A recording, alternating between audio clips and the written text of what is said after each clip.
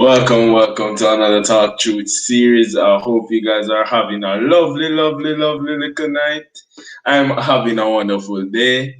It's always good to have you guys here another Saturday. It's always good to be around family, and indeed, the TalkTruth Series is indeed a nice little family where we connect, we try to connect, learn something new each and every day. And just like every other week, I have a brilliant surprise for you guys. You know, in order to be empowered, going on the right path and everything. Tonight, I have a lovely guest with us tonight. I tell you, say that one, I go sweet. That go sweet. So, guess what? Let's talk a little bit about him.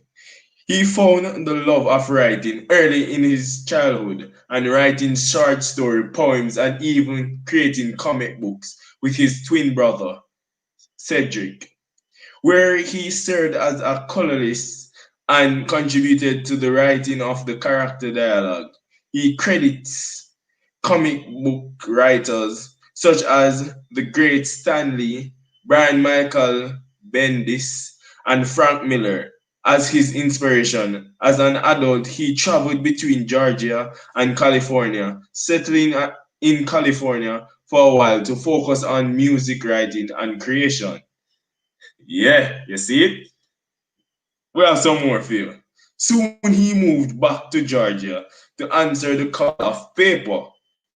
He started writing short stories and poetry and Broken Circle, his first published work from Diamond Kut Publications in 2017. Since then, he was re since then he has re-released his first book under the name Broken Chains.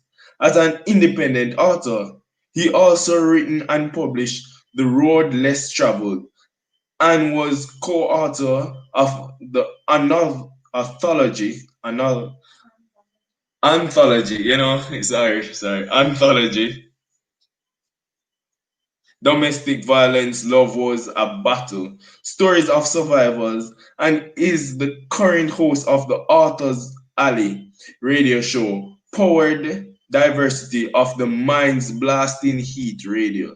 He also contributes to Lyfe Magazine as a political and social justice writer. So guess who we have with it? None other than the great Mr. Frederick himself. Welcome, Mr. Frederick. It's always a pleasure to have you. Well, it's a pleasure to have you for the first time. Hey, what? Hey, thank you, man. I appreciate it, and I really do. I'm so happy to be here, and I'm so excited to be here, man. I appreciate it. Thank you so much, love, man. So much love. Yeah, and I'm glad that you're here. And how are Always you today, good to man? have. Well, today is a good day. I'm actually, just finished watching two beautiful cricket matches, even though none of our teams won. I'm just here Yeah. having to come to the family and thing and getting to know everyone and thing. And guess what? We have a powerful story with us tonight.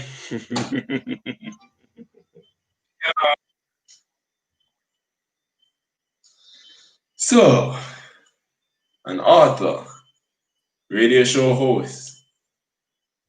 You have a great accomplishment, man. Yes, sir. Thank you.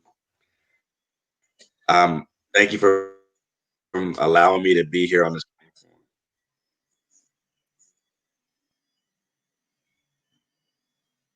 Yes, sir. Yes, sir. Well, I'm not sure what's happening. I'm still hearing a Thank lag you. at the moment. I appreciate that. So I'm not sure. It's a lot. It's a lot. So, what caused you to start this journey, your author's journey?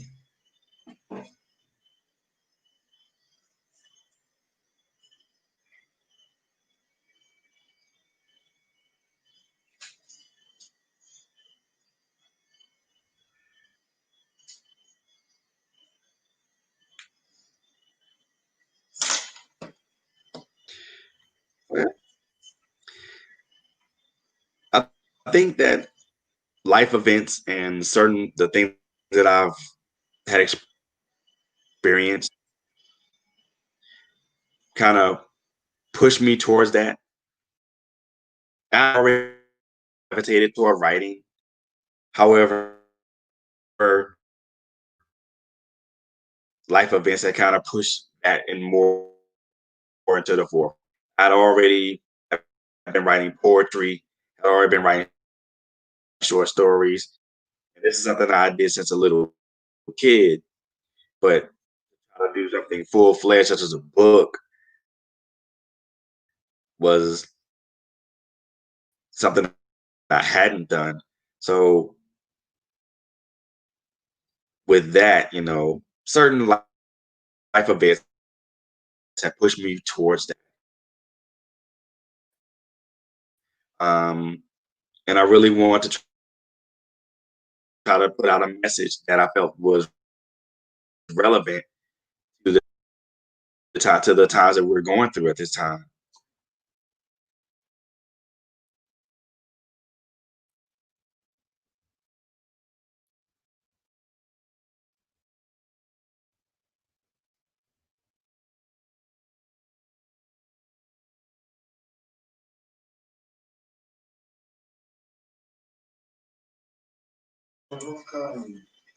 Well, I'm sorry, we're having a serious technical difficulty. Well, as soon as we get in fix, we're going to continue the beautiful story. So, what's up, viewers? I want to know if everyone is having their lovely Saturday. So, just let me know if there's anything you want to go and talk about in the moment.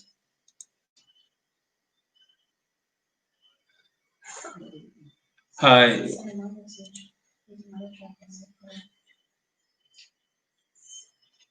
No, there is actually some technical difficulties. We're going to get that sorted out. But in the meantime, I can give you a little bit of preview of what we're going to have tonight because, there's a lot to know about tonight because this man, where he actually got his inspiration from, those comic books. I don't know if many of you guys know those stuff. Maybe I'm just too old because back in my days we usually love comic books.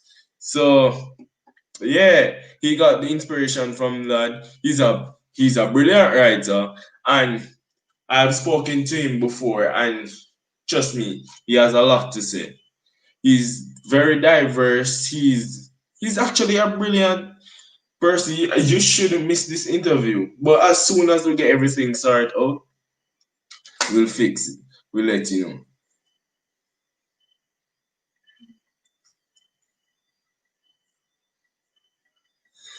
So just let me know you're here. Ask any question, and we can have our little commercial break. You and me, just you and me, we can enjoy ourselves for the time being.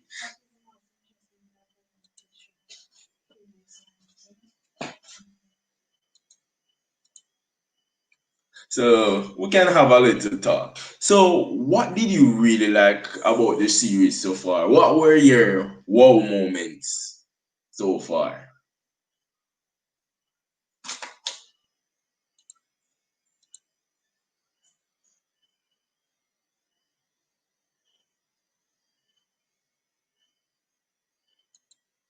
Thank you for coming out. It's always a pleasure. Hi, Miss Diamond Diva. Nice to have you here tonight.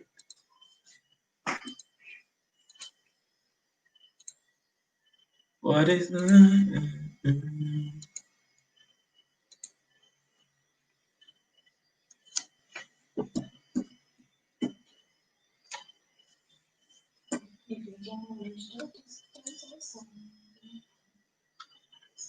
Oh, sorry, we can't play any music due to, YouTube blocking us. We have to follow the rules. It's always good to follow the rules. Welcome, welcome. Hey, is that Yes, better? it's much better. Good. Sorry about that. Apparently my laptop was lagging really bad, and I apologize for that. Yeah, I understand. There's nothing wrong. You know, we were patiently waiting for this wonderful story because we don't want to miss this story. So, back to the first question that I asked. What inspired you to Okay. start this journey? So, honestly speaking, it was more or less life events and the passion to want to um, speak about a story or something that's relevant to people. Um, really, the most thing was the life events, and then the passion to want to bring a story or bring something relevant to people became secondary. So mostly just the life events, really. So you said mostly life events, but what were some of Yep. those key life events that you know those what they call it? You know those Oh, shift. got you. I got you on that. So, two things that kind of had a profound effect on me. Um, the first thing was something that happened way back in like 1997. Um, just to kind of give a brief thing on that. To give a brief thing on that. Um, long story short, um, I did something that I shouldn't have done. Was formally was formally charged with it, and I had to do a little time for that. Did something real stupid, violated probation, did more time for it. Um, the other thing was, went back to a situation that I didn't want to go back into, and was emotionally, mentally, and physically abused by a female, by someone I thought I loved and trusted. The first situation I mentioned was I actually put my hands on a female. So that's the first thing. The second thing that would shift in me was, and we talked about this a little bit yesterday. The second thing that shifted me was the death of my child, the death of my oldest son. So those are two things that kind of shifted me. One of those things put me in a position to be like, okay, you can't do that anymore, and you have to speak about it. The second thing really put a lot of what my current thought process now is. It really shaped my current thought process. So those were the two things that shifted me into that particular journey, because now I had a story to tell.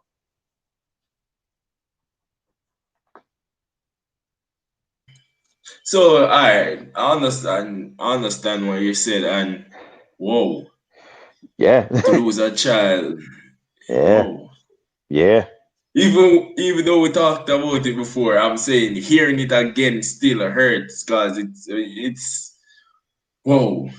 But before we Yeah. get to that, let's take a look at your first shift. You said the first shift happened in 1997, if I have it right. Yep. Yep. So, you said you placed your hand on a female. I Yeah. know something had to led to that. What was it like? What was it like before it happened and when it happened? Well, first and foremost, me personally, I don't condone that at all. However, the thing that happened was, I was in a relationship with this young lady. Everything was good and cool. It's just that the person had jealousy issues or insecurity issues or something of the sort. You know, we would have our disagreements, we would argue. I would always go outside and blow off my steam and then come back in a better frame of mind, just ready to talk about the situation. To That night was one of those times where I actually did not walk out the door and blow off the steam like I was supposed to. So some things happened. Um, it was kind of sort of instantaneous. Next thing you know, she's up against the wall, my hand around her throat. Um, I grab a knife to threaten her with it. She tries to not necessarily fight off the knife, but I end up cutting in her hand. a deep cut that requires 17 stitches. Next thing you know, PD's there, you know, I'm stammering through an apology, and then I'm being led out the door in a police car, being formally charged with a felony that was brought down to a misdemeanor in the state. It was a felony in the state of California, but because I didn't have a criminal record, it was brought down to a misdemeanor. You know, the effects of that was quite devastating. Simple fact of the matter is that was something I never had ever done. For that moment, I allowed someone to pull me out of who I was and or my character at that point, and my reaction was an improper reaction. You know, I did the time that I had to. I paid my debt to society on that. Anger management, and you know, just constantly reevaluating myself, and also constantly trying to avoiding those situations to where I would react in that negative manner. So you said even though you loved the person, the relationship was toxic, you would say, at the time between you guys. And it's like you have a lot of anger issue, and usually you just walk off and blow it off, but at that moment you let it control you. Yeah. And the thing about that is that it was the one time that I did not walk out of the door and blow off the steam that I need to blow off. At that point, it was, and the thing of it was just the person had their issues with insecurities and jealousy and things of that nature. And the funny radical about that is I spent most of my waking dead moments with her. You know, when I wasn't at work, we were together, spending time, having fun, things of that nature. It was just, I never put my head around it. I never tried to figure it out at that point. I just knew that what I did on that end, what I did on my end was the incorrect thing, and it was wrong. And I had to pay the price for that. So what was the process of healing? Because you see, these things, even though we might say, oh, we did something wrong, but I think it's still a cut. Like each time something bad happens in our life, it's like a cut. So how did you heal from this situation? Well, the healing didn't really begin until after I went through my own abusive situation. As I mentioned earlier, I was emotionally, mentally, and physically abused by someone that I dated in Washington State. So my healing didn't begin until way after that. It was way after I left that abusive situation in Washington State to where my healing process began. It was a tough road. I'm not even gonna lie to you. So many so many bouts with depression, so many suicide attempts, so many thoughts of feeling unwanted, unloved, felt like I was branded because of what I went through, you know. And I say this to anybody: one incident ostracized me. The other incident stigmatized me. So I had to deal with both of those, you know, feeling like I was being left out, and then also being branded as someone as an abuser. It took a lot. The help of a very, very good friend really kind of pushed me in the direction that I needed to go in. You know, had to understand that it happened. You shouldn't dwell on it, and you let it go. You work on loving yourself. You work on making sure that you're okay, making sure that you're in the right state of mind, and that you start to learn to accept you as you are at face value. Whoa. I know it's a lot, man. And it's something that I don't wish on my worst enemy, to be honest with you, because it's a hard road to travel. And for the most part, I traveled that road alone. You know, every once in a while, someone would come and help me, give me words of wisdom, or just latch on for a moment or two. You know, and they'll get off and go about their way. It wasn't a big deal to me because I knew that was a process. But that was a road I mostly traveled alone, and it was scary. It was daunting. It was intimidating. It was even frightening because I didn't really know what type of person I was going to come out. Didn't know what type of person I was going to be when I came out on the other side of this.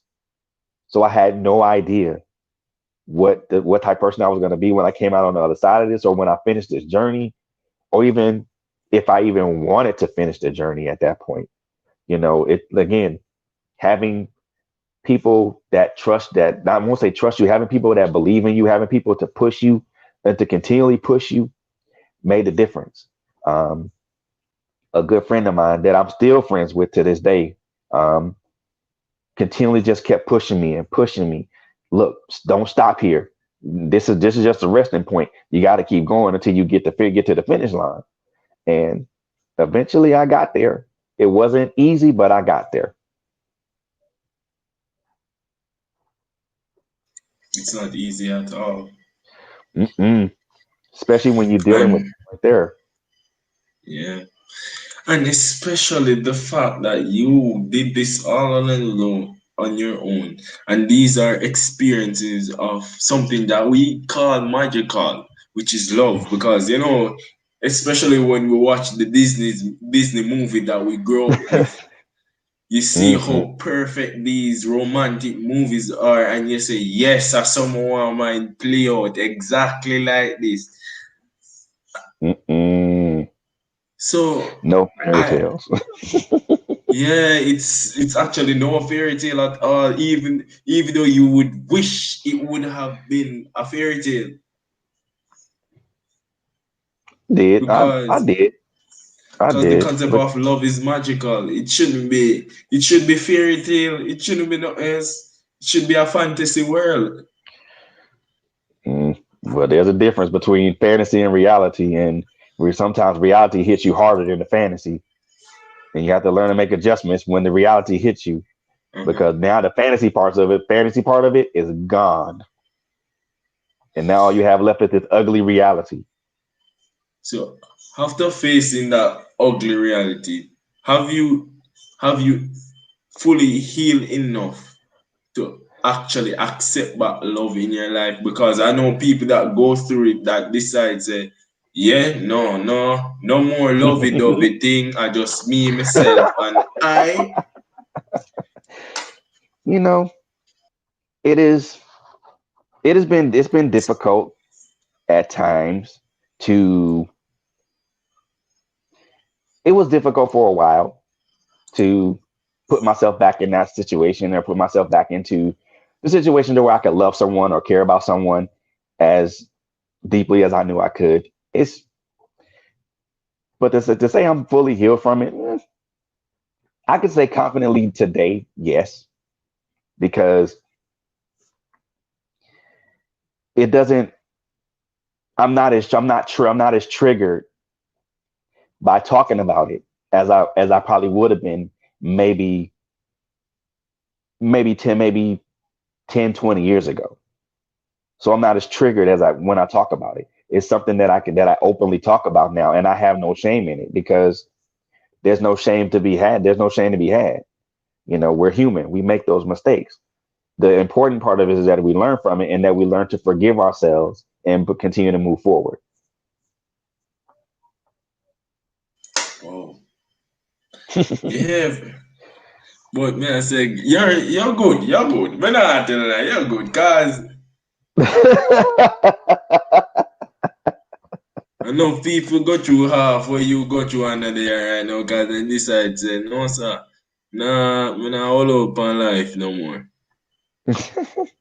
It got to that point at one point in time, but you get to the point that when you realize that there's a part of their life is worth living. At that time I only had one child. No, I take that back. At that point I had two kids.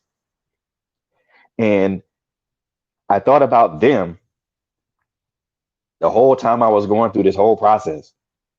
You know, where would they be if I'm not here? So I thought about my children, the two kids that I had at the time. And they were the main reasons that kept me going, kept me pushing. Plus having a friend to just continually just stay on you, hold you accountable. You know, it helps to have someone, at least someone holding you accountable for your actions, or at least making sure that you're accountable for yourself. Yeah, I get you. I get you. You're currently, so you said while going through the situation, Hmm. you had two kids, right? During that Did situation, yeah. So at that point, do you at any moment felt like you failed as a father? You know what? Hmm. That's a good question that you ask. And the answer that I would give you would probably vary depending on what stage of life you probably, if what stage of life I would say we would have talked to, you would have talked to me in. At this point, I've had those thoughts about saying that I failed as a father to the children that I have now. I currently have four kids. Well, one's deceased, but four kids, um, three boys and a girl. Now, to say if I think if I failed as a father, at times I think about that because there were times that I wasn't physically there for them, physically there with them. I didn't share those precious moments that a child should have, like birthdays, graduation, all that type of stuff. Never was around for any of that. Not to say that I didn't want to be. There were circumstances there were things that I had to deal with within me that were really, really troublesome to the individuals that I had kids with, and I had to work on that. Um, if you asked me that if you would ask me that 10, maybe 12, 20 years ago, I would say, yeah, I thought I failed as a father. But asking me that now, no, I don't think so at all. I think that I did what I could during the time that I was able to. And, you know, it's this funny thing that, you know, God always makes up for the time that's lost. So with my daughter, she got married in March. She got married in March of, I think was it this year or last year? And I hadn't seen her since she was 6 months old. I get there and it's like we didn't skip a beat. I get to California, we talk like it wasn't like we never like we really didn't even not we like we hadn't missed each other. It was man, I tell you, it was wonderful. It was so wonderful. But to say if I failed as a father now, no, because you do what you can in the moments that you can do them in, and you kind of you do what you can in the moments you can do them in, and like I said, and God has His way of making up the time that you lose, and so when it comes to that, the time that I lost, you know, God makes it up, and it's almost like you don't miss a beat.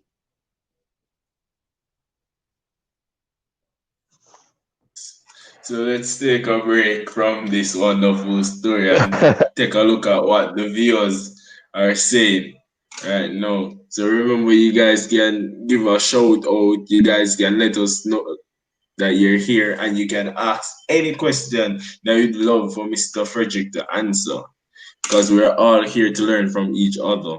Exactly. So Shanika is saying interesting. She said it's good when you have a support system. That It is is. true. It is. It makes all the difference in the world. No happily ever after. Even though we wish it could have been. Never.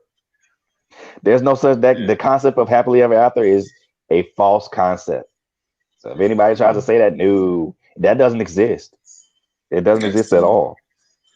And it's the funny thing is, it's what's fed from us, from a child, that if we get certain things, we live happily ever after. No, exactly. You can have all the money in the world and still be unhappy. That's true.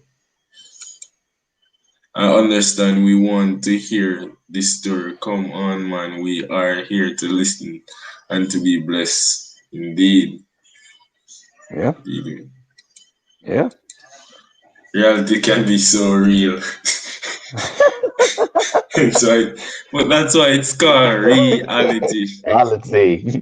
You know, to even elaborate on what she said further, fantasy is this pretty thing that's presented to us in this fragile little container and things of that nature. So it looks pretty up under the fragility of the container, but when it breaks, now you have this ugly, not so pretty, horrible, dirty little thing called reality. And that's the thing that a lot of people don't necessarily, I mean, a lot of us understand what reality is, but we don't understand what it really is when it hits you directly in the face.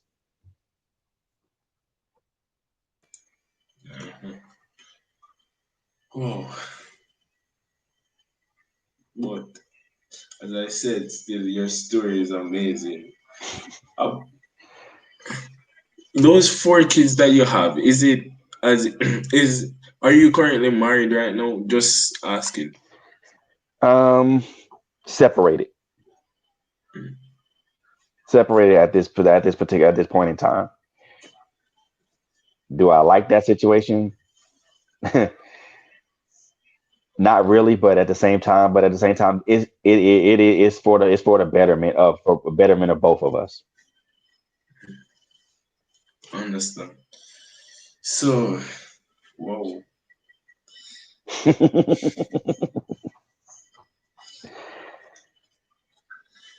You've been through a lot. And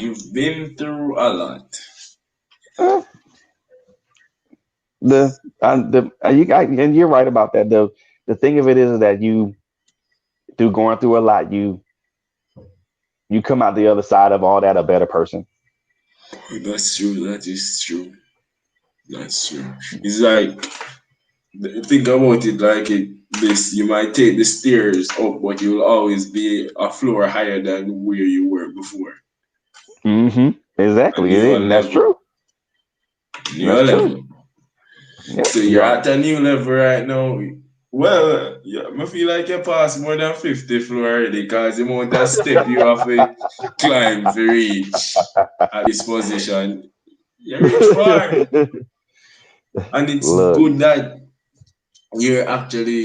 you move from your lowest point, which is the ground floor, and you've made up to be a radio host and everything. Now you're actually making a lot of difference in other people's lives. And that's beautiful. That's wonderful. That's amazing. Very, very. You learn. Round of applause. If I had on a hat, I would do hats off. Thank you. It's, for me, the writing is the culmination of life experiences and lessons learned. I always want to try to impart some sort of lesson to someone.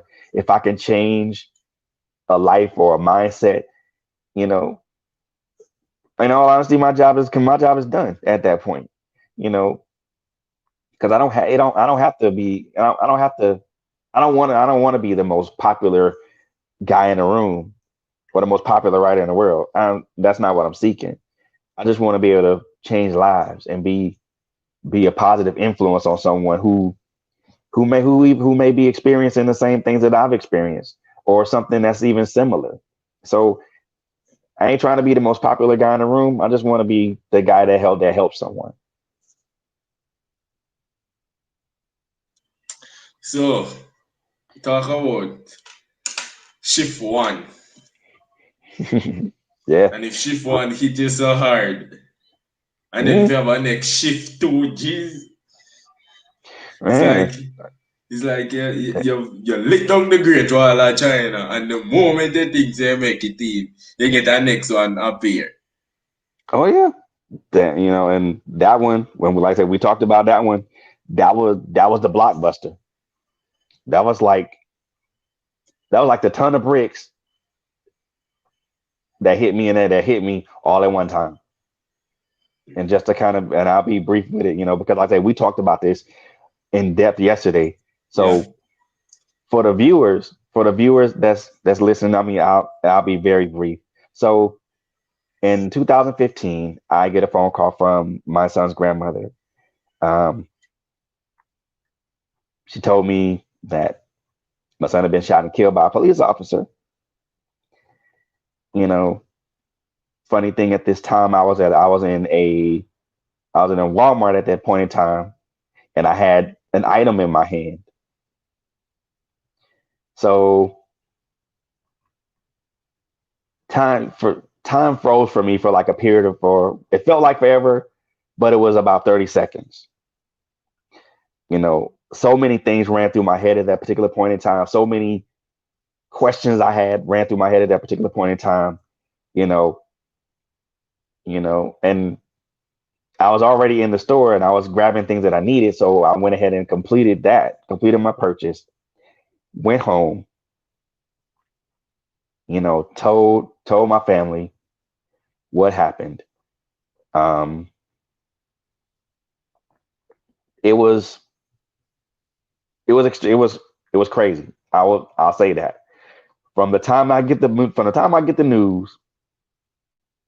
the time I receive the news to the time my brain literally processed the news was unreal. And then having to come home and tell other people that loved and cared about my son, this horrible news was devastating. And it was, for the most part, I'll take that back. For the last 5 years, it's been this up and down thing. One moment is happiness and elation, and then the next moment is, you know, you're at this low point, at this low moment, and things of that nature. Even going through the process of dealing with that, putting him to rest, dealing with his family, dealing with the emotional and mental and physical effects of that were just as devastating. It took a heavy toll on me. I'm not even gonna lie. It took a heavy toll on me. I lost 2 good jobs because of that, because there was so much anger and so much confusion in that. And there wasn't any real answers to the questions that I had. And there weren't any, and nobody was answering my questions. And it frustrated me. It made me angry. It made me very distrustful of people at that point. And, you know, I kind of just jumped off into my own world at that point. It took a toll on me, and it was devastating towards the people that cared about me the most.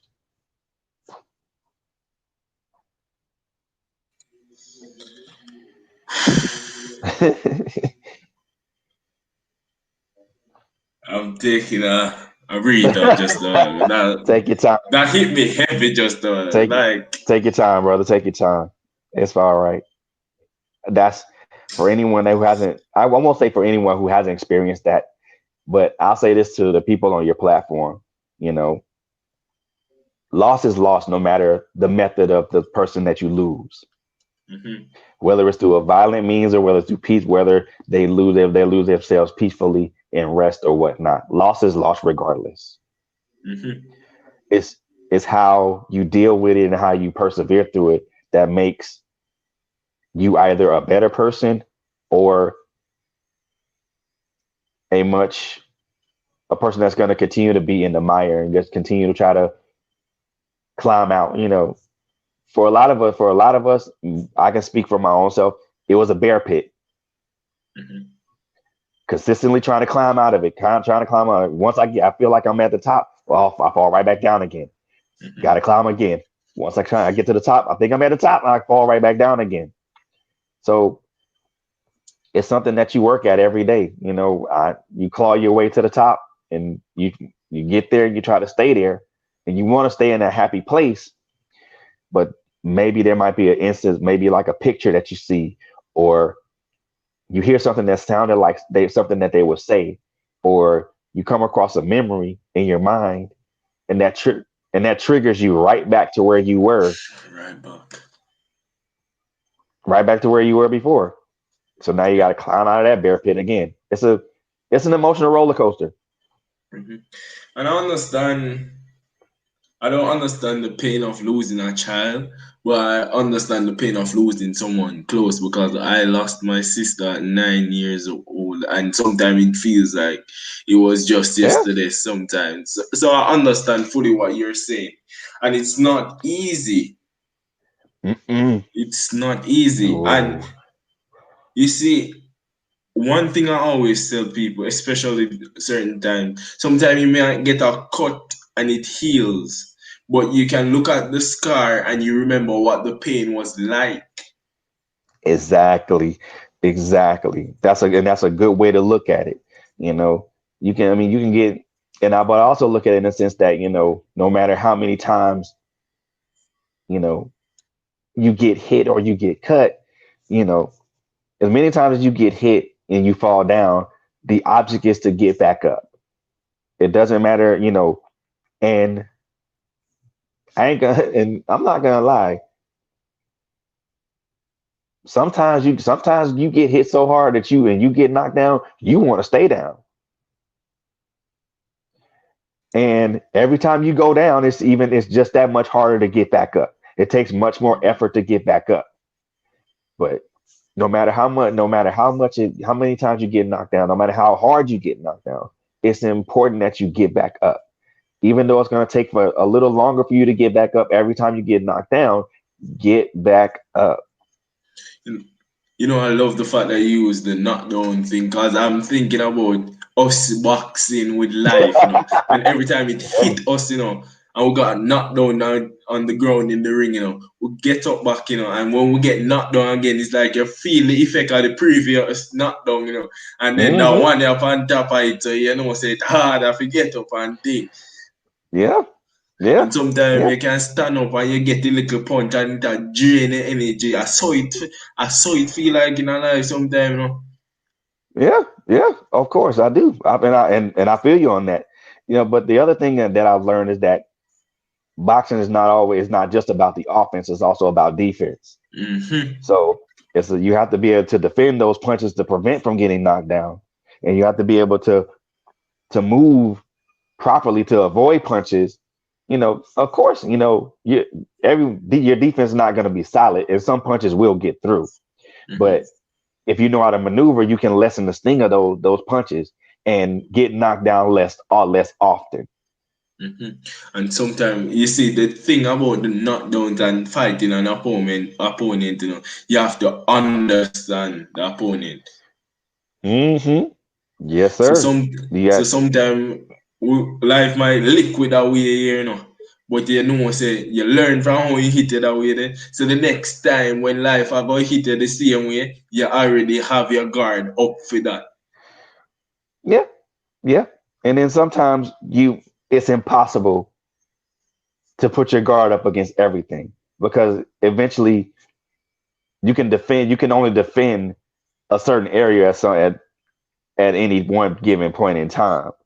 Sometimes you may catch a blow to the face, you may catch a one blow to the body. You can't defend both at the same time. So you're gonna have to take your pick on which one you're gonna take, which one you're gonna get hit in. You pick the lesser of two evils, and then you deal with the consequences of it at that point.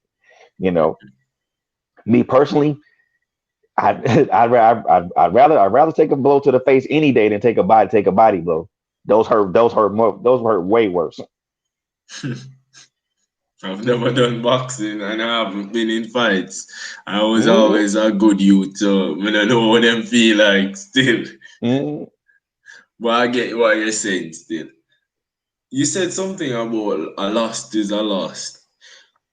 You've actually been through more than one loss, because you not only lose your son, but you lost a relationship that you once had before. And the thing is, I always say something like this: it's harder to deal with losing someone who is alive than someone who died.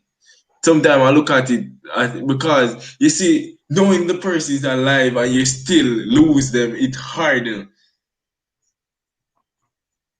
Yes, sir. I can most definitely agree with that.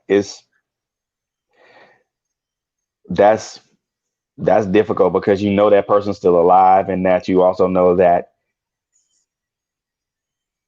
person may, or that person's not coming back. Mm-hmm. And and for me, that's I've learned to accept that part of it. You chalk up your losses, and you move forward with your life regardless, because just because you're down and out, life still moves on. Life ain't gonna stop just because you're down and out, or you're depressed, or you feel lonely, or whatever, or whatnot. So regardless, life moves forward. It's a lesson that I've learned, that I've had to learn, but I've also learned that when it comes to that, there are just certain things that are not negotiable. You learn in your own life that certain things that you want, or certain things that you need, or you feel you have to have, are not negotiable. Mm-hmm. My inner peace at this point is not negotiable nor expendable. And I'm glad that I'm working toward getting there now, because that's something that I want. Mm-hmm. And I'm not going to allow another person to take that from me, because that's solely important to me. Mm-hmm. And that's true. That is so true. Whoa, you got me very emotional. Like, not the intent, brother. Not the intent. no, you see, when you hear stuff like this and you can imagine what the person been through, Mm-hmm. you have to not. It's like you have to have a terrible personality to not even feel sympathy. And it's like when you understand the pain someone is going through, it's like when you're trying to process it at times, it's like you're going through it as well. Right. So Right. sometimes I'm hearing your story and I was like, whoa. And it's like, yeah. And it's like you met it on different angle and you say, holy, that's Yeah, I get that a lot. You've been through what? Nothing that no other human being would have endured. I mean, y'all people act like that's that's not normal. It is. mm-hmm. And people looking like you went through that, you went through this, yeah. And the funny thing about it still, one of the things I looked at, where I realized, especially took me a while to realize, that you cannot even categorize people problem as in someone's problem is worse than somebody else, because Mm. each person problem, it might seem like little to you, but why being that person and going through it is far different from being an outsider looking at it. Mm-hmm. That's why I never equate what I go through to anybody else, because there's somebody out there that's going through far worse than I am. And that's true. And sometimes the story people might seem like they're having the best life, but there are a lot going on. You see this thing that we have inside of our skull. Sometimes it's the one that's destroying us the most. Yeah, because And we perceive things from an outside perspective, because our perception is based upon an outside stimulus or an outside presence. We're not clairvoyant. We can't look into nobody's minds and say, what they're doing, or we can't predict what they're going to do. So the way I do it, the way I try to do it at this point in my life, your eyes can deceive you, and sometimes your brain can do the same thing. So I know what's in front of me, but I also reach out with my heart to see if I can empathize with that person, because sometimes people can smile and they can be happy and they can be joyous, but all the time, but the whole time internally they going through hell. So I reach out with my heart, and when you reach out with your heart, you feel what that person is going through or experiencing. People call it empathy. I just call it doing what God asks you to do.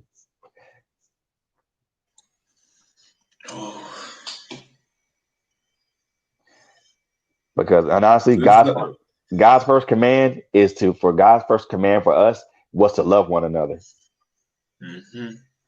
Oh, wonderful. So let's focus on the healing process now. So we've understand the problem now. How did you heal? Because we understand the problem now. So what did you do to combat this problem? Well, for the dealing with the loss, that's going to forever be an ongoing process, because there's no timetable for grieving. But slowly over time, well, let me reverse that. There is no timetable for grieving, but when you have family and people that understand what you're going through, or they can relate, or even if they don't relate, if they can empathize what you're going through, and they give you that opportunity to be human and talk about it and put those emotions out there, and really just let what you feel go. It means the world. Too often in today's society, men like you and I, if we were to bear our emotions, we'd be looked at as some punk or some soft guy or whatnot, and that's not really how it's supposed to be. Weak, man. Weak. Go here for sure that. Exactly. And again, it's not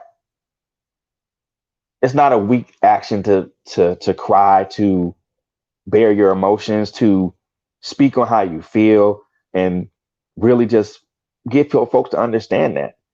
It was, again, it's society brands it that way. And first and foremost, I mean, me personally, I think it's not fair, but that's the way society is. I've seen my father cry. I've seen my grandfather cry. So I look at them and I'm like, okay, if they can do that and be able to heal from what they feel, what they've been hurting in their heart, then apparently that applies to me too. So I can do the same thing and not worry about being judged, or not worried about saying, well, you a punk or you're soft or whatnot. Unfortunately, sometimes people will look at it and be like, no. They always say, well, you need to man up. Well, first of all, define that phrase. Man up don't mean stand up and be a man. It means, to me, it means just stand up and be human, first of all.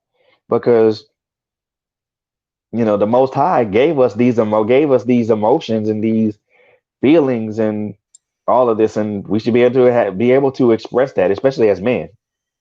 Mhm. And when they say man up, most of the time, if you're crying and they say man up, you just look at them and say, yes, I'm being a man right now. Hmm. Because only Yeah. real men can face their emotion. I think if you can't face their emotion, you want still little boy. You want still boy. Because only boys don't know how to deal with their emotions. And So we can't let society dictate us into being a boy forever. We have to learn to be a man for ourselves. yeah, most definitely. That was for me. That was the hardest lesson that I ever had to learn. To That's the hardest lesson I ever had to learn, to be, first of all, to be a man on my own terms, not on my father's terms, not on my grandfather's terms, not on my brother's terms, not on my uncle's terms, not on my mother's terms, not on my grandmother's terms, my terms. And in being that, you accept who you are, you accept the things that you've done, you forgive yourself, you forgive others, you move forward, and you live the life that you live your life the way that you can. You know, you live your life as upright as you can. Um, are there going to be stepping stones along the way? Of course. Are there going to be things that's going to impede your path? Of course. Are there going to be things that are going to prevent you from trying to be the person or the individual, or even in this case, the man that you can be, and also the man that the Most High wants you to be? Yeah, there's going to be a lot of those things that's going to be in the way. But if you understand that the reason why we were placed here, there's an inherent purpose for everyone. There's a reason why you're here. There's a reason why I'm here. There's a reason why, everyone's here.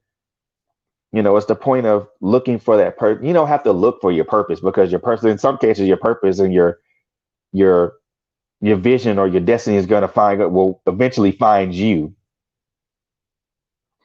And with this writing thing, I think that for me, with this writing thing, I think I just walked right into that. It was something I was already doing presently, but not as heavily as I'm doing it now. So it's something that I've just literally just kind of walked into. So I'm going to check and see what the viewers are saying here tonight, because I don't know if them feel like how me feel. I'm in a more reflective mood tonight, because now it's like it's more calm, chill, and thinking. It's more thinking, processing, trying to understand. It actually, Yeah, you see, stuff like this helps us to view life on different perspectives. So it's always good to learn to listen to other stories, because each person's view of yes, sir. life is different. So I want Hmm. to just check what the viewers are saying right now. All right.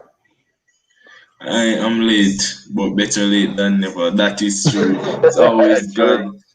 glad to have you here with us tonight. Good night. Good night. Better late than never, right? Uh-huh. Yes, it was. My God. Yes, it's indeed a powerful story. It's a powerful story. Not easy at it. Not, Never. in life, no, even if it's 1 plus 1 equal 2, nothing in life is easy. Never. Nothing. Never. different struggles, different people, different methods. Yes, Yeah. because yeah, to every we have one. I don't even remember how much people on this earth. Billions of different struggles. We have billions Yeah. of different people, and we have billions of different methods. Even if people methods are similar, there is usually a step that is most time different. Yeah. And the important thing is that those whatever the struggle is, whatever the ideology that you take, whatever the methodology you take, it's all gonna equate to the same thing, Mm-hmm. regardless of the methodology you take, regardless of the struggle that it is, regardless of the ideology or path that you Mm-hmm. take. The destination is still gonna be the same.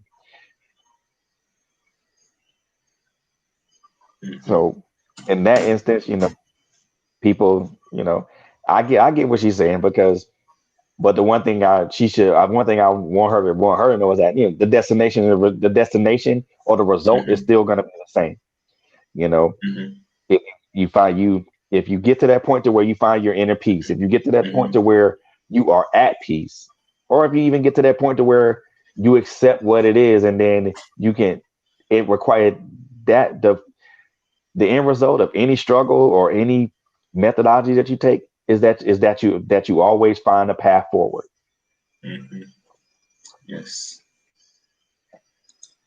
Smiling outside, dying inside happens to a lot of people out there. You know, the funny thing about it, Mm, seeing this comment, I think about some houses, like it looks so beautiful on the outside, and then the moment you step in there, it's quite a mess. yeah, but the one thing I will tell her is that it's as I stated before, the outside exterior hides a lot of what people feel, what Mm-hmm. people go through. It's Mm-hmm. it's about reaching out with your heart and understanding that what that person's going through, and then if you can being able to help if you can. Mm-hmm. People call that empathy. I just call it doing as Christ directed us to. You know, love is supposed to be kind. Never Love is supposed to be kind with empathy, with sincerity, with caring. You know, those are things that Mm-hmm. mean a lot. And a lot of people be looking like, and people are like, well, why are you helping me? What's in it for you? There's nothing in it for me. I just want to see you happy. I just want to see you prosper. I just want to see you successful. I'm not Mm-hmm. looking for any payment. My payment is to see you smile. Mm-hmm. You That's my know, payment. and we don't understand the power of actually letting someone smile. You see, usually, I know in fifth form, I usually always smile but dying on the inside. But usually, when I make a person day, I actually feel better on the inside. Hmm. You So, do. You do. When you make someone's day, you're happy. That person's happy. You've done them a great service, and they can move on with their day and not worry about whatever was pressuring them or bothering them mhm, or saddening them. mhm. And then you Like, as I said, it's more of a reflective night tonight. Very reflection is reflective. reflection is good. It allows you to see things. It allows you to see things in a different way than what you would have had Hmm. you had you not seen it. Had you not seen it like that, you Hmm. look at things from different angles. Yeah, I get what you're saying. Hashtag reason why we are here. You know what? You hit the nail right on the head, sister. You hit the nail Hmm. right on the head. Hmm. Yes, indeed. She's saying, loving this interview. Great job, host. Way you go. Frederick. It's always a pleasure to have you here, and we're glad that you're enjoying yourself and you're also learning. It's always a pleasure that we're making someone's night, and also we're empowering someone else. It's always a pleasure. It is. I'm so enjoying this right now.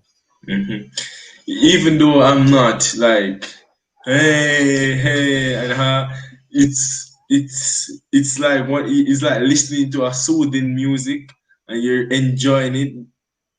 It's like different way of showing your enjoyment, and Right. this is very reflective. It have opened my eyes them to a different view of life, and Indeed. Indeed. I'm giving you a round of applause. Thank you. Thank you.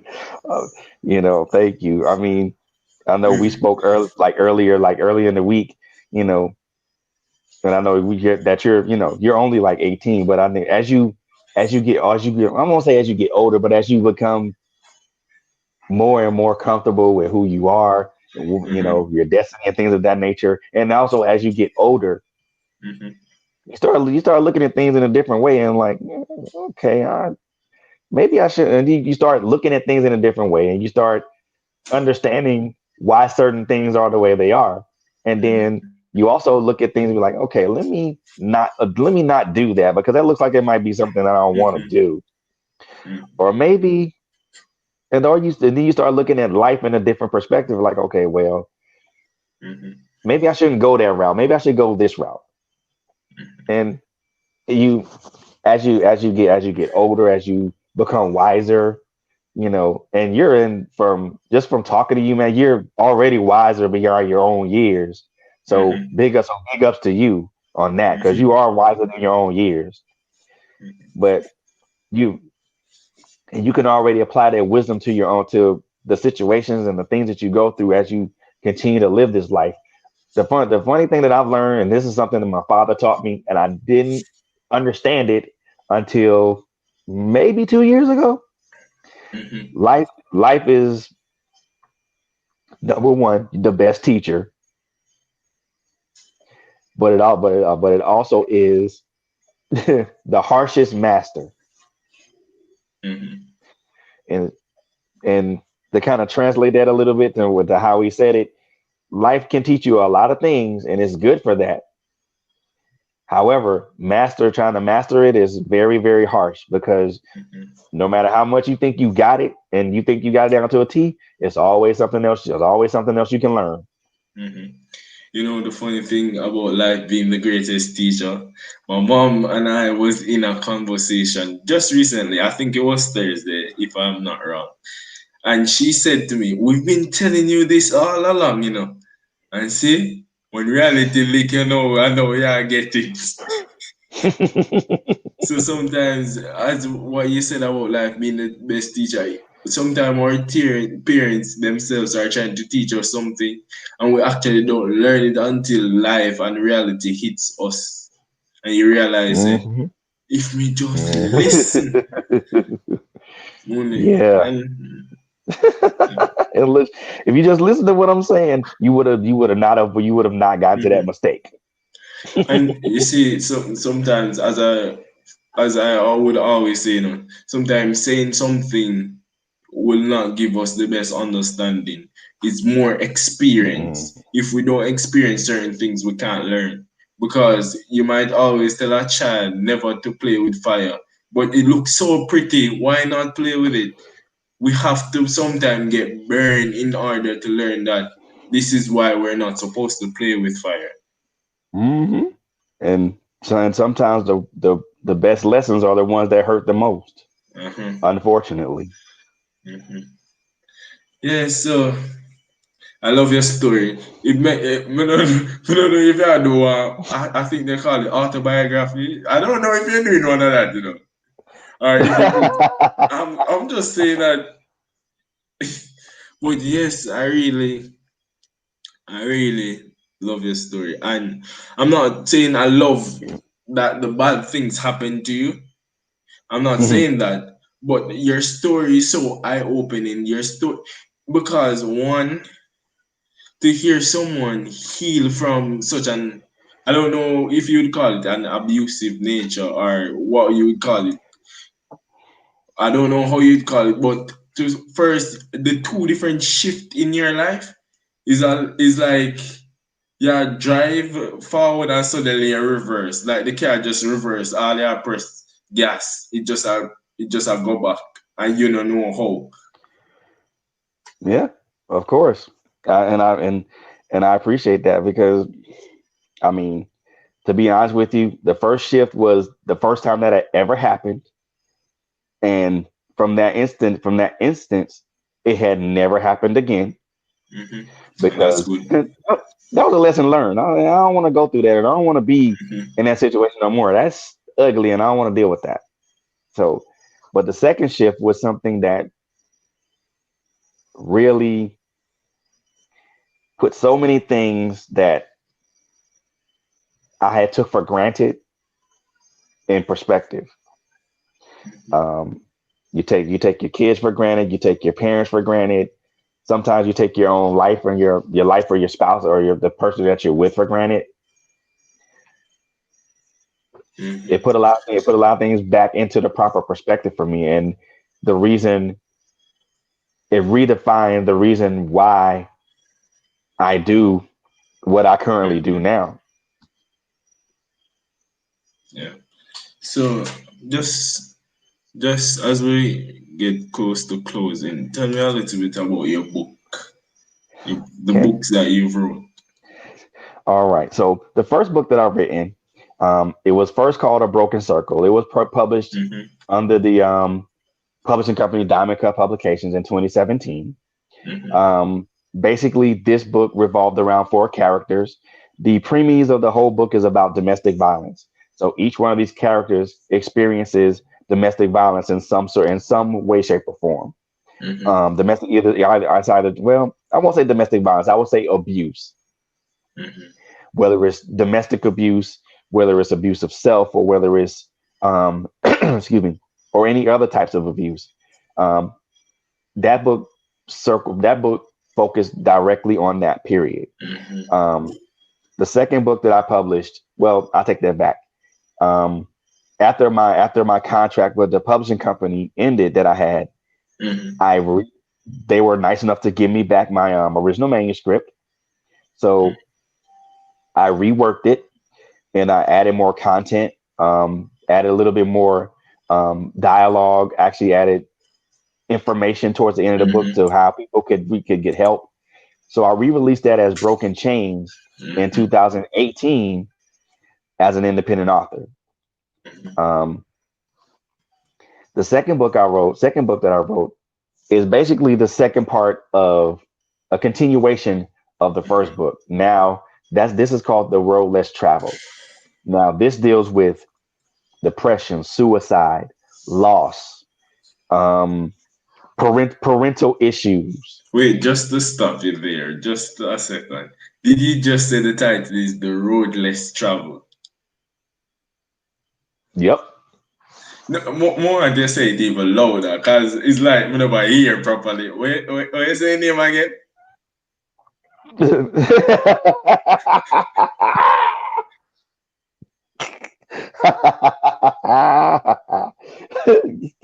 Good one. Yes, sir. Yes, sir. So, The level of symbolism in that is yeah, is profound, out of this world. The yeah, road less travel. yeah. So Thumbs that up. one did that. Man, thank you. I said that one deals with suicide. That one deals with loss. That one deals with parental issues. Um, and it really kind of with this book, I really dive as deep as as I possibly could emotionally because I won't say a problem. Suicide is real. Depression is real. Loss is Mhm. real. Sometimes the parental issues that we go through are real. So I really dived as deep as I could with that one because I want to really try to flesh that part of it out especially the loss and the suicide part of it, because it was integral to the character. The two main characters. Well, there's four main characters, but the second book was only about two, and it was integral to those two growing and developing into where I imagined them to be. And then the third book that I wrote was an anthology. This was written with three other women, with three women, and I was the only male contributor. The collaborative coordinator, her name is Samantha Swain. She's oh man, I can't say how much I appreciate her for allowing me to write my story. So that was Domestic Violence, Love is a Battlefield, Stories of Survivors.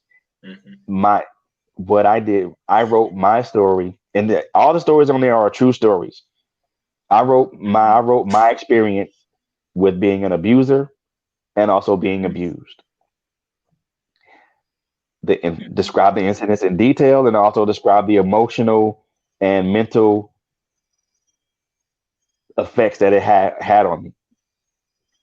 And I still have people ask me about that, to this day. Even, well, geez, just last week I attended a conference that talked about domestic violence, and I was one of the panelists, and I spoke my story.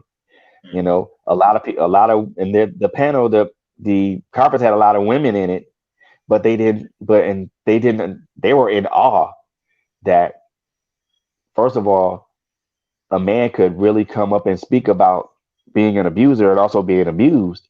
So they were like, that took a lot of guts. I don't call it guts. I just call it being transparent. Guys, this is not even normally say take my foolish advice. Take this brilliant advice. Please get your copy of each of these books. This man has a brilliant story, and he's sharing his knowledge to the world. Don't miss the chance to get your copy. These are three brilliant books. Broken Chains, Roadless Travel. But when I was telling you, I'm kind of biased. I love that one the most because of the name. Yes. And I didn't get the name of the last one. My bad. Domestic Violence, Love is a Battlefield, Stories of Survivors. Whoa. You see it? Love as a battlefield. Sometimes we have to fight for love in our life, Sometimes we have to fight for that love. Brilliant. Yes, indeed. Oof. Brilliantly put. I'm not going to tell a lie still, I'm not telling a lie. The Brilliance sure just to even give the title them of the Brilliance. If the title them so brilliant, imagine the content of the book. Yeah. And I had to really think about the concept that I wanted the book covers to have. So for Broken Chains, it's just a chain, just a broken chain as a cover. For the Roadless Travel, it's just the picture of a road, and with a cloudy sky with a road ahead of you, facing off into the horizon. Those concepts I kept very simple, because to go outside of that would diminish the value of what's inside of it. The chain is simple. It represents someone being chained or shackled by violence or abuse. The break in the chain symbolizes that person breaking that cycle or that chain. The cloudy road, the cloudy day, the cloudy sky with the road in front of it represents the road that we travel on. Sometimes that road is bright, sometimes that road is rocky, sometimes that road is not well defined, sometimes that road is well defined. But we travel that road regardless. Sometimes that road we travel is the one that we don't need to we don't want to travel on, or it's a road that we choose not to travel on, but we travel on anyway because it's it's the only road to get us to where we need to be. Mm-hmm. All right, guys. I hope you're getting those fingers ready because we're giving you a wonderful chance, a once in a lifetime chance at this moment to get your copy of one of these books. Now, I do have physical copies of Broken Chains available. I have actually 2 physical copies, so I am most definitely willing to give away one or both. So, guys, get your fingers ready while he's getting his questions ready. So, just just type and comment that you're ready. I'm giving you 10 seconds to type and let us know that you're ready because I want everybody have a fair chance of getting these brilliant words of wisdom. So let me know that you're ready. But while we're waiting on the viewers, I really appreciate you coming tonight because even me myself going on a reflective move just a while ago. May I tell you the truth? When we see things differently, me not tell you lie. You have to, and seeing that is a daily evolution. Every day you see things differently. You take you take the lessons that are learned, you apply them to your life, and you just keep moving forward. You know, every day is a different day. You don't approach tomorrow like you approach today, do you? And you can't approach yesterday because it's already gone. Mm-hmm.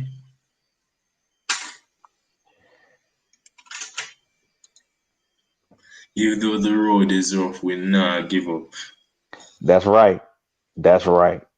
Do Mm-hmm. not give up. Yeah, Shanika is saying she's ready. Yes, guys, let us know that you're ready because once in a lifetime opportunity. You see it? Cover look shell and everything, you know. Yep. This is it right here. Mm-hmm.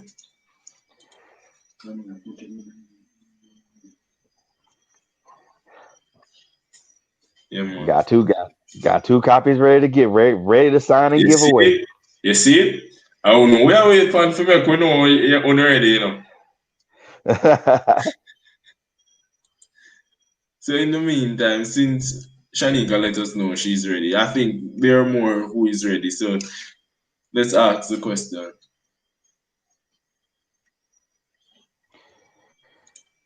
So I'll give you the chance to interact with the viewers. Got it. Hey guys, how are you guys doing? My name is Frederick. My name is Frederick Beaty. I am an author, um, podcast host slash um, magazine mat slash freelance writer slash blogger, all the everything. Um, if you guys have a question for me, I am more than willing to answer your questions. Just go ahead and shoot a question to me, and I will most definitely answer those questions for you. Um, my story is really probably one of many. Many people who have persevered, many people who have um, survived, many people who have pushed forward through whatever circumstances they've been through, regardless of what it looks like and what it doesn't look like. So my story is just one of probably more than many. Um, if I can impart any positive advice to anyone, is just, you know, live life like it's your last, and always your direction should always be forward. So if you guys have any questions for me, go ahead and ask them right now, and I'll field those questions for you.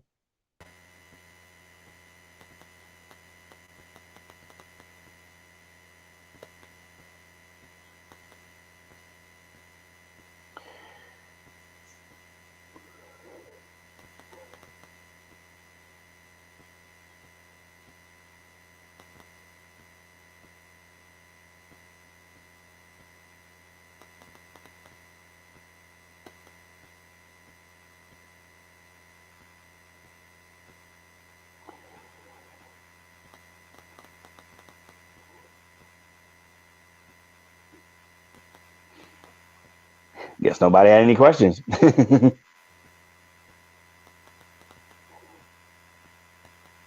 Uh-oh. I can't hear anybody. Are you guys hearing me now? Yes, now we got you. Can you hear me? Yeah, I can hear you. I was hearing you, but it looks like there was some technical difficulty on my end. I'm very sorry. So I was saying Not. before they get a chance to ask a question, we're giving them a wonderful chance, once in a lifetime chance to answer a question, just to know that they were listening tonight to win a wonderful copy of Break Chains. Right here. Right here. So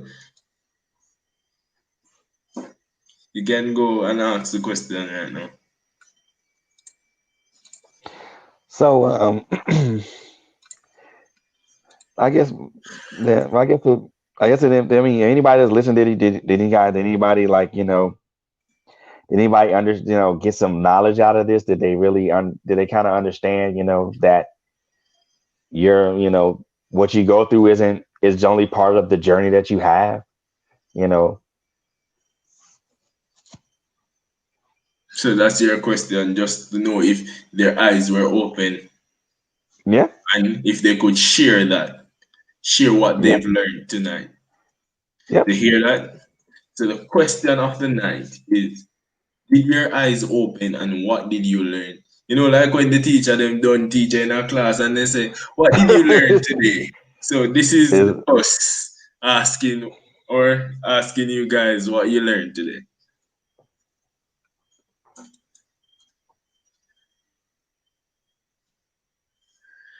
Guys, you guys have 2 minutes. I'll give you 2 minutes.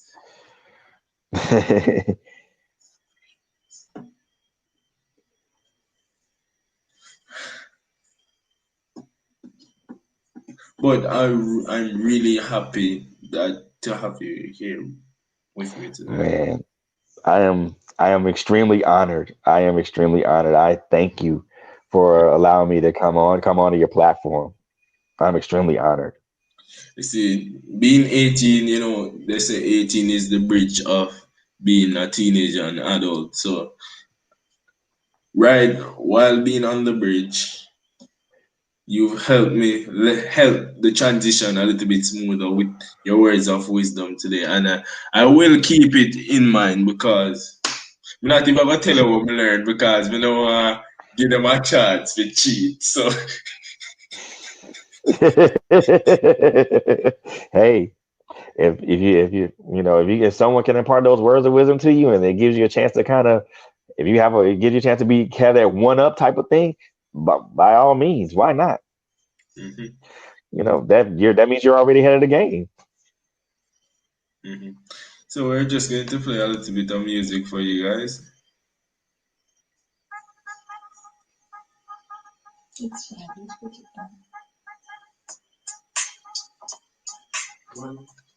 So we have a comment right now.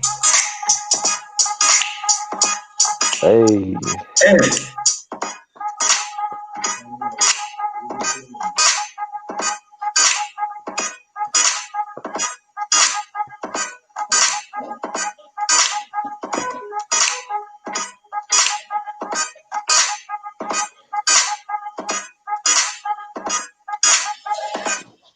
So somebody has shared what they've learned with us tonight. So let's take a look at what she learned. So honestly, what I learned is that coming forward and talking about your situation helps you to heal. And I can see that you have been healed. That mere fact that you were able to write a book and come on this show tells me that you are healed, and lots of us can learn in that, lean in that, or learn. I'm not sure. Yeah. And even to piggyback on that, it's a daily process. Mhm. It's a daily process. Just because you're healed from that situation doesn't mean that you don't learn, doesn't mean that you don't grow. It's a daily process to to be healed and to stay healed. You know, every day for me, that's a fight. That's a day. It's a daily fight. You know, do I avoid this situation? Do I not think about this situation that's going to bring me back to where I was at, where I was at before? So it's a daily process. And every day, you know, every day the small I take joy in getting the small victories over the larger ones. You know, the battle is the small part of it. One battle is a small part of a larger war. So if I can win a daily battle, you know, I'm good. I'm good. I can go to sleep at night knowing that I won this battle today, and I'm just that much closer to winning my personal war. Mm-hmm. Well, we look like we only had one student who was actually paying attention tonight, because none of our other viewers are saying anything. So I guess Shanika is the winner tonight. Hey, congratulations, love. I got one for you. Uh-huh. I want to say congratulations to Shanika tonight. It's always a pleasure to have you. Yes, sir. Thank you. Yes, sir. And whenever you guys give me her information, I will make sure that she has that copy. Yeah. And Shanika, it's always a pleasure to have you here with us. Whoa, it was always good to interact with each other, learn from each other, and yeah, yeah. Mm. And Shanika, what you do is email us at TalkTruth Series. I'll display it for you so you can see. So we can actually, contact each other, and we get the transition running smoothly. Yes, And sir. I want to let you know that it was always a wonderful time to have you. Man, And man, wow, tonight enjoy. was so eye-opening. Tonight was so eye-opening. I enjoyed it. Hope it's not another Steve Harvey moment. No, No, you were the no, man. no. But I want to say I, congratulations, I got Shanika. you. I got you, Shanika. I got you. Don't worry. I got you. Yeah. And thank you very much for enlightening us and empowering us that no matter what life throw at us, we can make it through and come out on the other side. Even though we make mistakes in our life, we should learn from it and move forward. We shouldn't actually Yes. we should hold ourselves accountable, but not tear ourselves down to the ground where we actually lead to taking our lives and stuff like that. And it was a pleasure to have you here with us tonight. It was wonderful, eye-opening, Mm. everything. Is there any last words you want to leave with us tonight? Well, first and foremost, Lamar, I'm so honored for you guys to have me here on the show tonight. I am my heart is truly happy because I'm able to speak my own truth, and people learn from it and understand it, that and it can apply to their own life.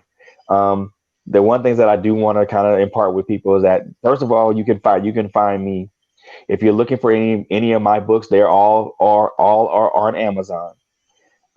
If you guys are wanting to catch up with me, or even um, become a friend of mine on social media, you can find me on Facebook.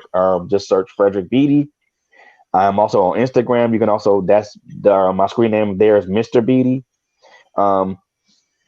I do have a personal blog that I do contribute to. That personal blog I think it's in the show description. I don't know the website by heart, but it is a monthly entry that I put in every month.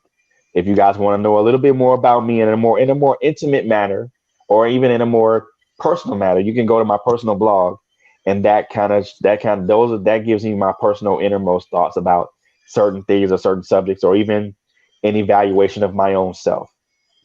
So you guys can go there. And the last thing that I want to say, and this is just a word of wisdom and some word of positive wisdom. A path forward is always born out of a crossroad experience. There, visually there are two paths. The path that goes left, the path that goes right. And there's a choice whether you go left or go right. Sometimes the best path is the one that's not always in front of you. Yeah. And that is, and sometimes the path that's not in front of you is always your best path forward. Yeah. Sometimes we have to travel, on circle, Sometimes we have to take a left. Don't take one where we think straight either way. Because sometimes one roadblock there, or them do some construction on that road there, we have to take a left and go all the way around, So make a brilliant words of wisdom, and thank you for coming out tonight. Thank you so much, man. I am so very honored. Thank you so much. I'm honored and blessed. I appreciate it. Yeah, and the pleasure is all ours. Thank you very much. Man. I love it. I love it. I love it. Thank you again, man. I'm so grateful for you guys to have me here. I'm literally, like I said, literally my heart is literally happy right now. I can't, I'm probably not going to go to sleep. I'm probably not going to go to sleep for a good while now. Okay. And I hope you have a great night tonight. Thank you, man. You do the same, man. Pleasure, guys. Thank you guys for having me. I appreciate it. And always continue to grow. Yes, sir. You too. Always. Thank you. Have a great night. Same to you. Yes, guys, and thank you guys for being here with us tonight. And I hope you guys have a wonderful night. And it's always good to have you here with us. Remember, we have business talk on Tuesdays, girls talk on Thursdays, and men's connection on Saturdays. Have a great night, and always see you guys on the next live. Enjoy your night.